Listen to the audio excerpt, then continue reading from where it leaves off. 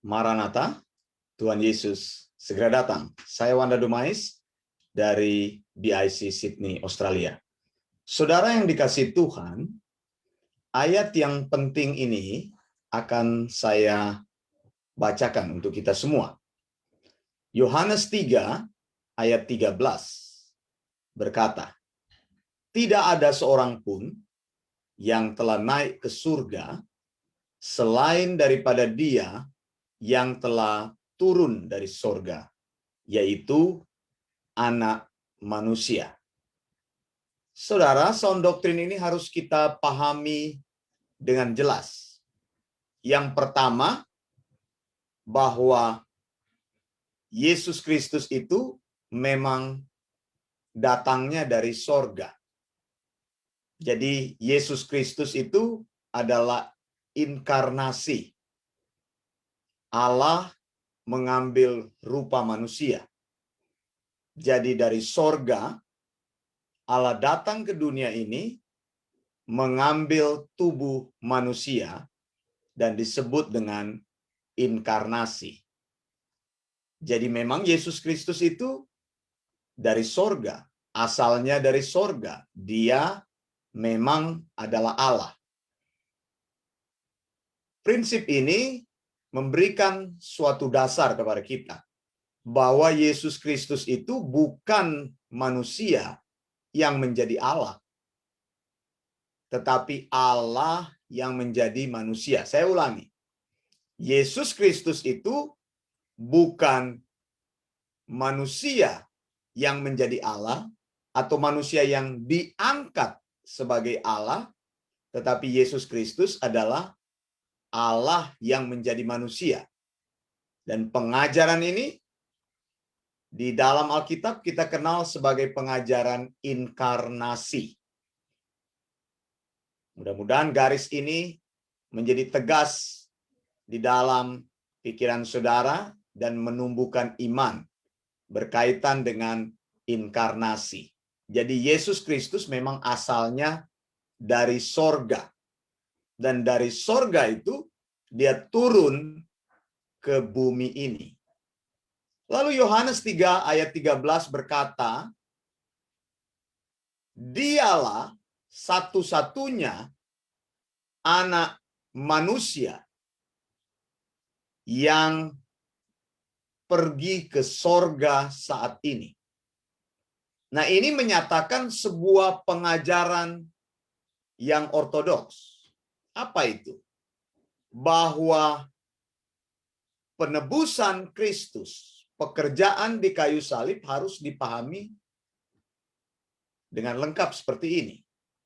Yesus mengalami kematian, Yesus dikubur, kemudian Yesus bangkit dari kematian, dan Yesus naik ke sorga.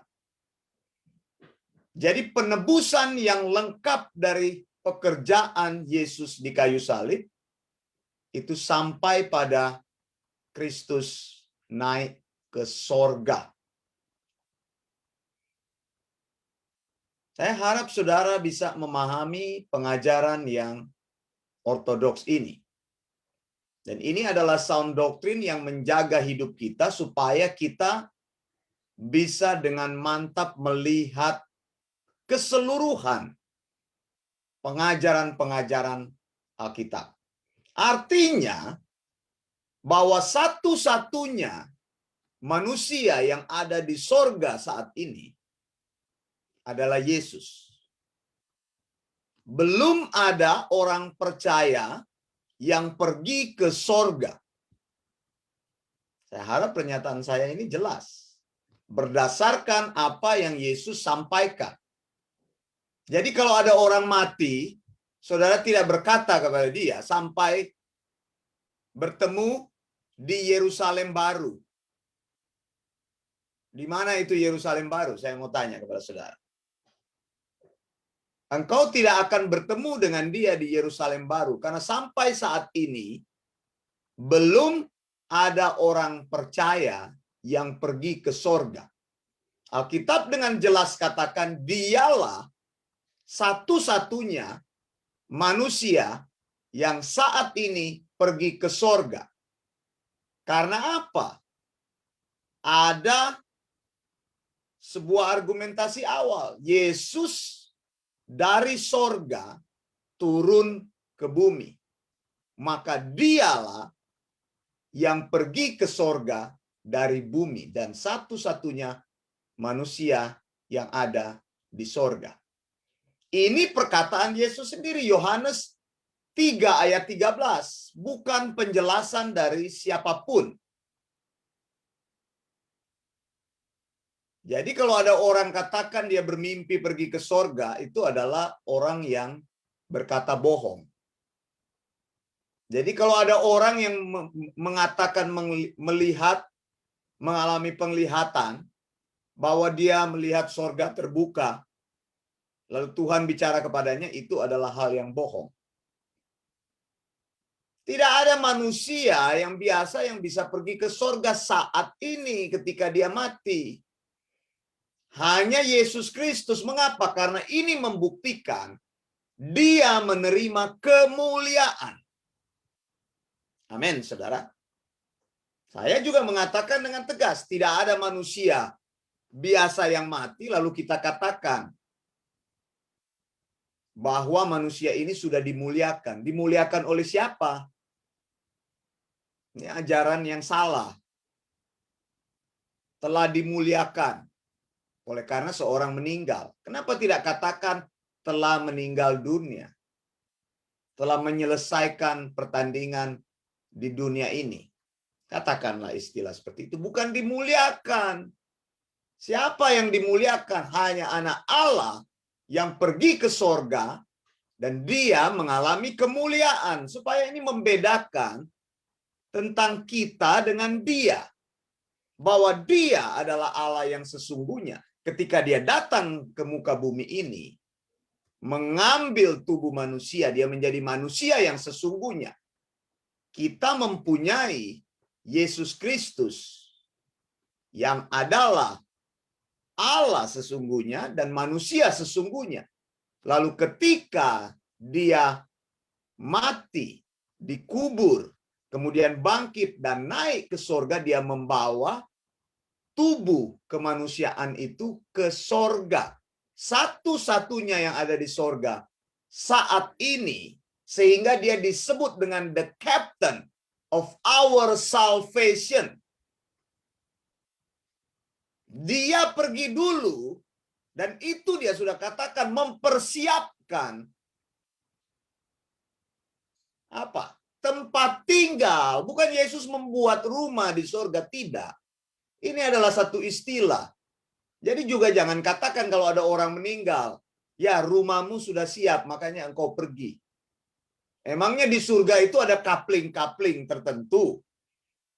Lalu ada rumah yang bersifat real estate, ada rumah yang gubuk, dan itu disebut dengan surga. Tidak, saudara. Istilah Yesus bilang, aku pergi untuk mempersiapkan tempat tinggal bagimu adalah Yesus menunjukkan dirinya. He is the master of our faith. He is the captain of our salvation.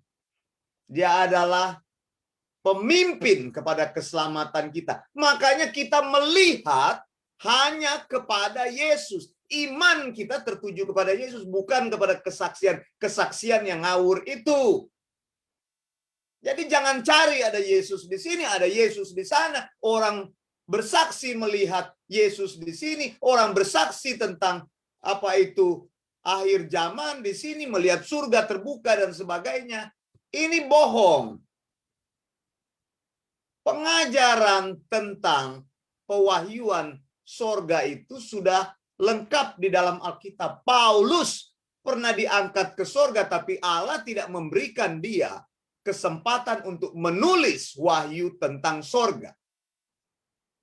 Kenapa?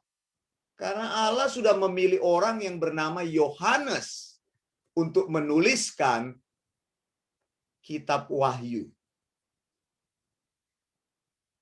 Dan saat Yohanes pergi ke sorga juga itu, dia pergi dalam keadaan di mana tubuhnya belum dibangkitkan. Berarti sebenarnya tubuhnya telanjang saat dia ada di surga, dan Allah harus memberikan kepada dia semacam pembungkus tubuh supaya dia tidak telanjang. Orang yang pergi ke surga itu dia mengalami kebangkitan. Tanpa melewati kebangkitan, tidak ada orang yang pergi ke surga. Saya harap penjelasan saya ini menjadi sebuah penjelasan yang menjelaskan tentang sound doctrine ini kepada saudara. Saya ulangi lagi ayatnya. Yohanes 3 ayat 13. Tidak ada seorang pun yang telah naik ke surga daripada dia yang telah turun dari surga, yaitu Anak Manusia. Dia turun dari surga, kemudian dia naik ke surga. Jadi lengkap. Alpha dan Omega.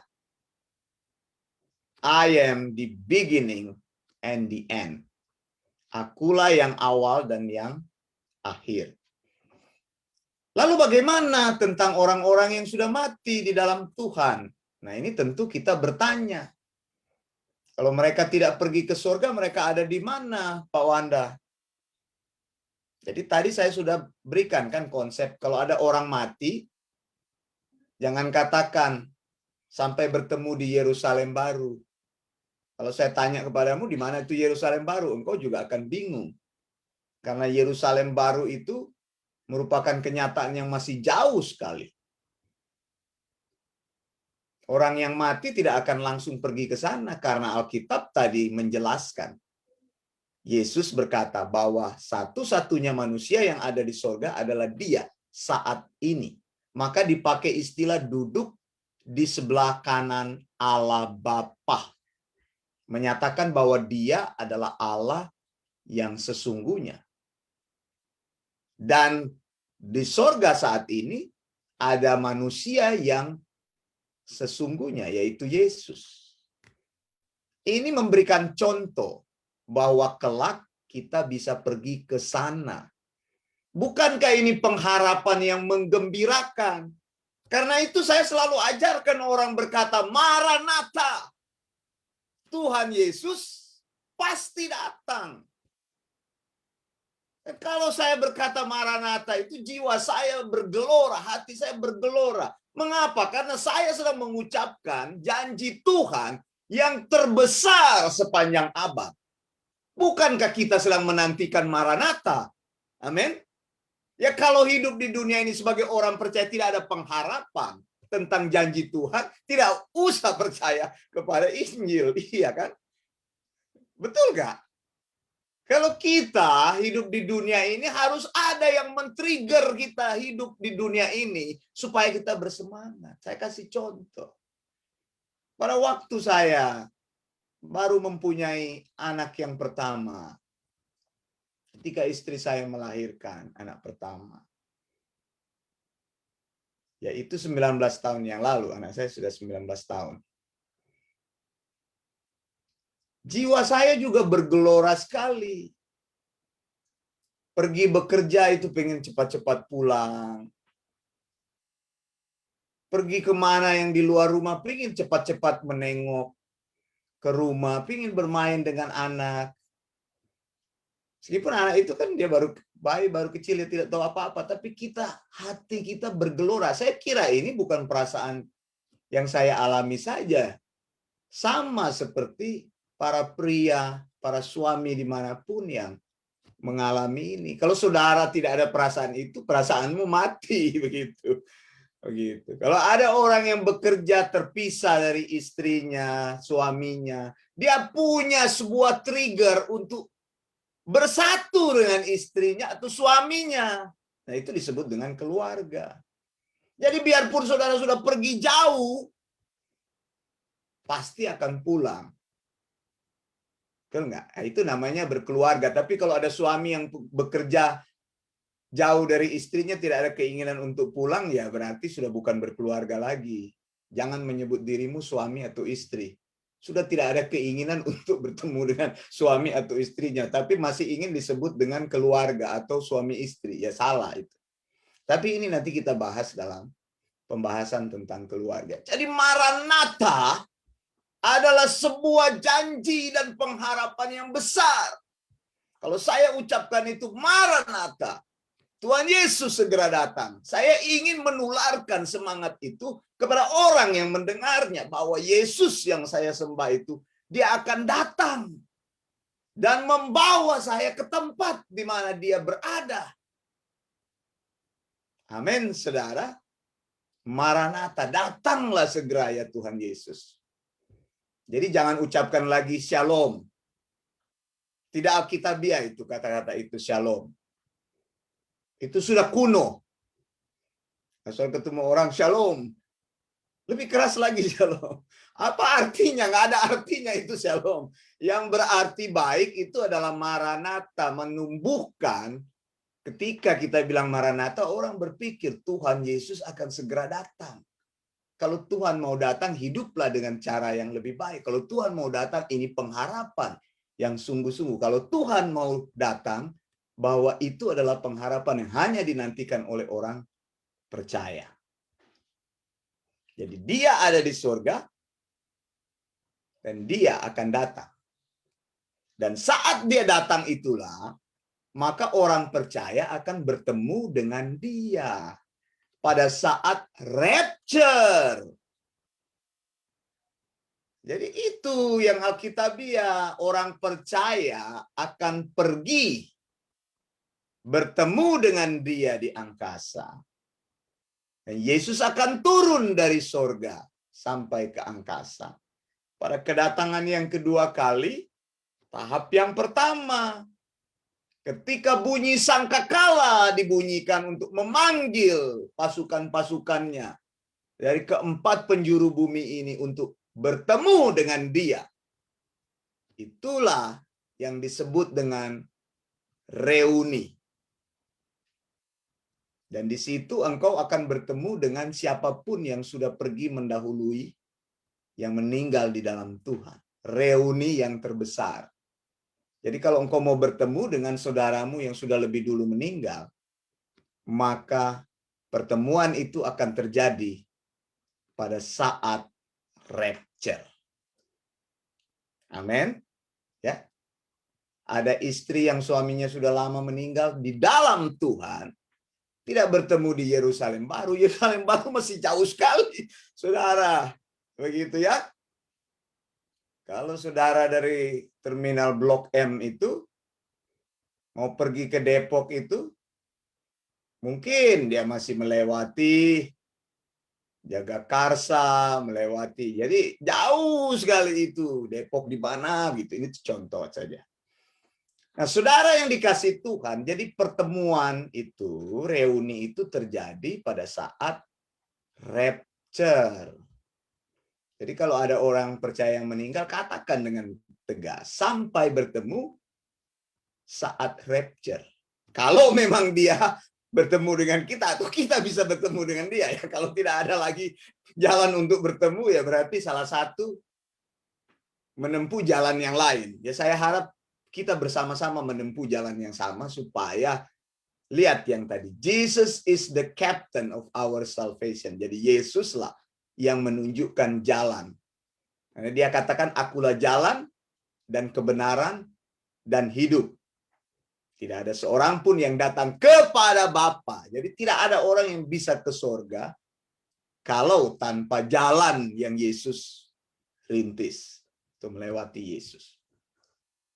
Saudara, tapi ada orang-orang yang mengatakan bahwa kalau orang percaya itu mati itu dia tertidur.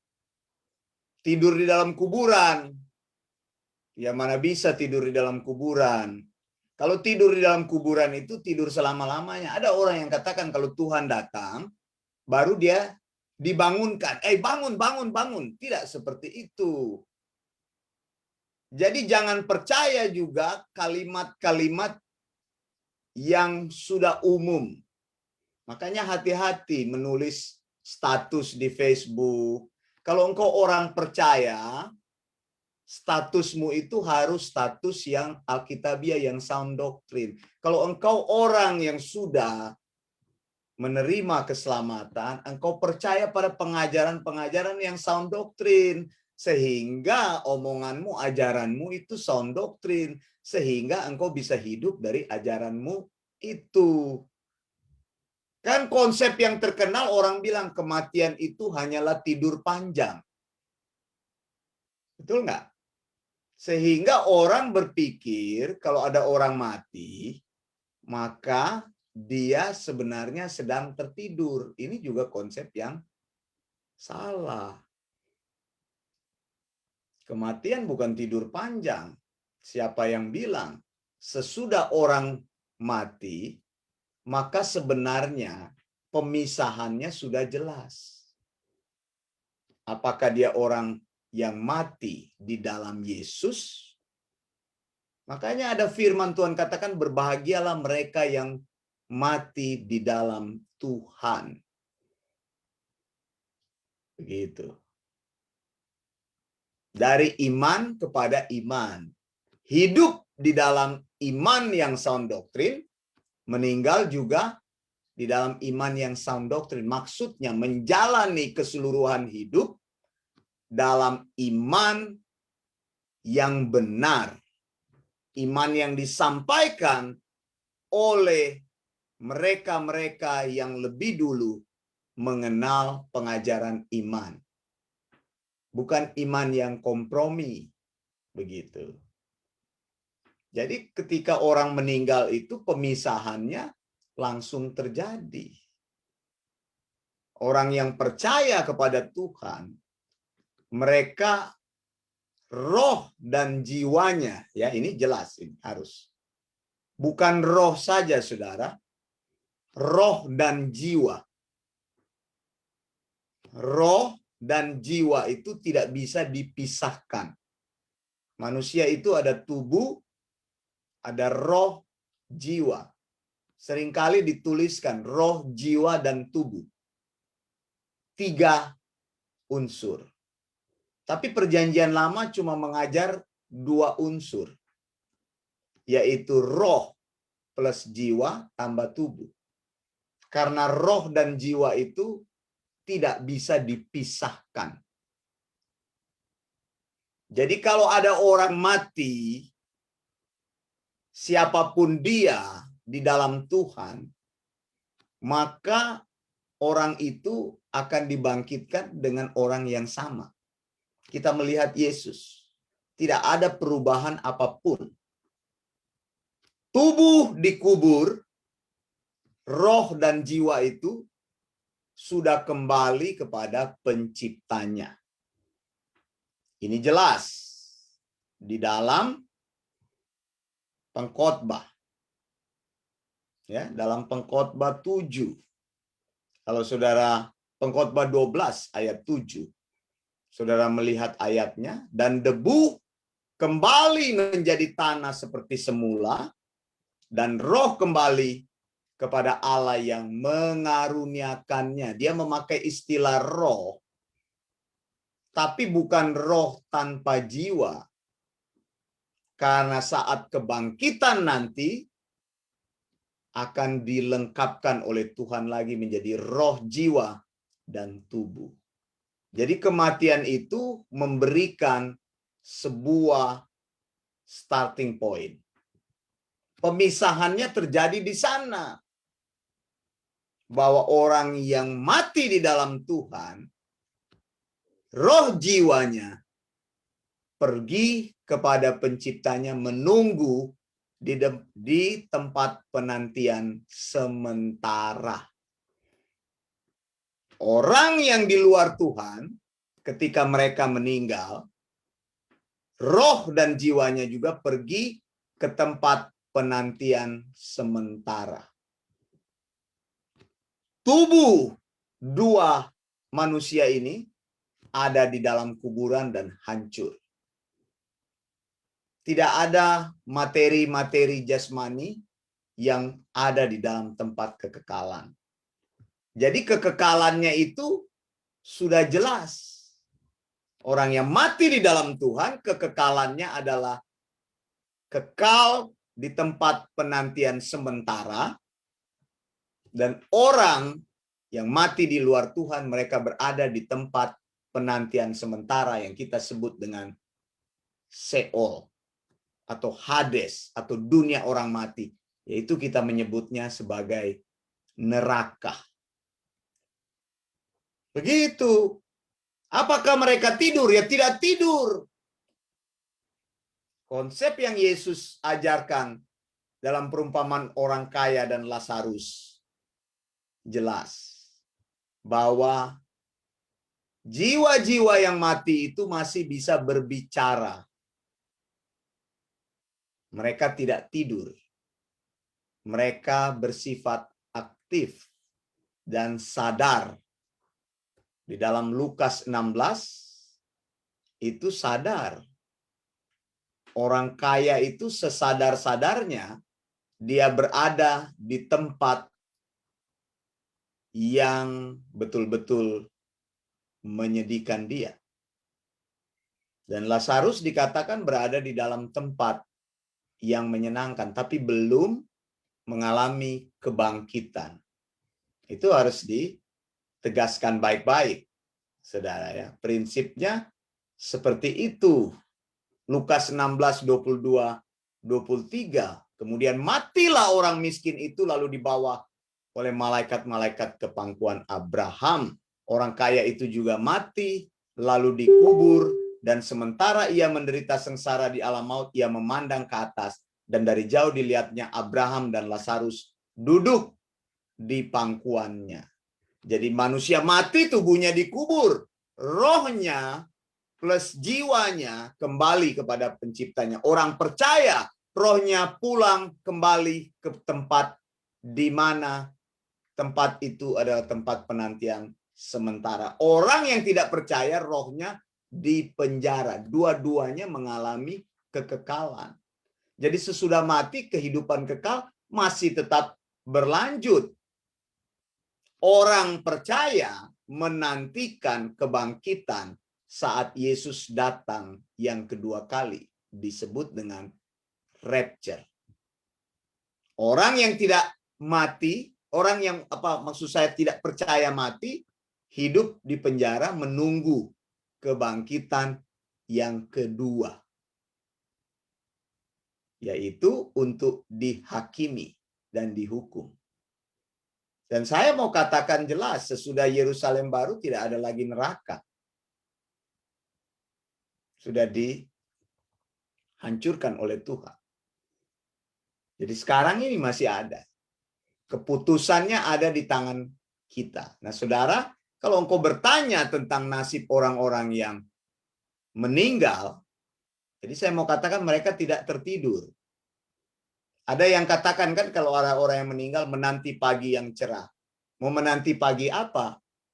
Sudah tidak ada lagi pagi. Di dalam kekekalan itu tidak ada lagi pagi. Jadi engkau tidak akan menanti pagi yang cerah. Orang yang mati itu, roh dan jiwanya itu masih aktif di tempat kekekalan. Dan masih sadar sesadar-sadarnya. Tapi terpisah dengan kehidupan yang sementara. Karena pengajaran roh dan jiwa yang tertidur itu, mereka bilang kalau orang mati, dia tertidur dalam kuburan, menunggu sampai kebangkitan itu terjadi. Kemudian dia tidak sadar, katanya kalau dia mati dia tidak sadar, katanya. Ya tidur. Sehingga orang pergi ke kuburan bicara-bicara kepada orang yang di kuburan. Mami, selamat pagi ya Mami. Hari ini susah sekali hidup tanpa Mami. Sudah 5 tahun yang lalu Mami meninggal. Orang sudah 5 tahun masih bicara-bicara di kuburan. Kalau bisa Mami tolong lihat-liatin ya Mami, kita yang masih hidup.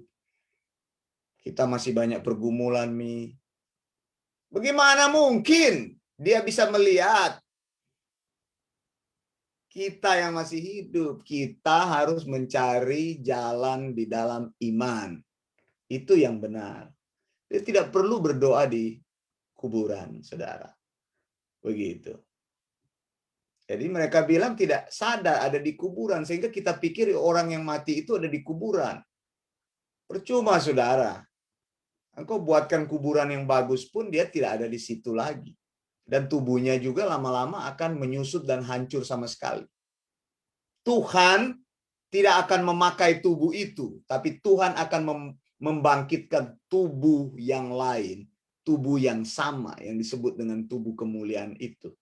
Orangnya akan tetap sama ketika kita bertemu pada saat rapture nanti. Apakah saudara menantikan itu? Saya menantikan rapture dari Tuhan. Dan saya menantikan dengan bersemangat. Saya mau katakan, Maranatha, Tuhan Yesus segera datang. Tuhan Yesus pasti datang. Tuhan Yesus akan datang. Saya Wanda Dumais dari BIC Sydney, Australia. Blessings.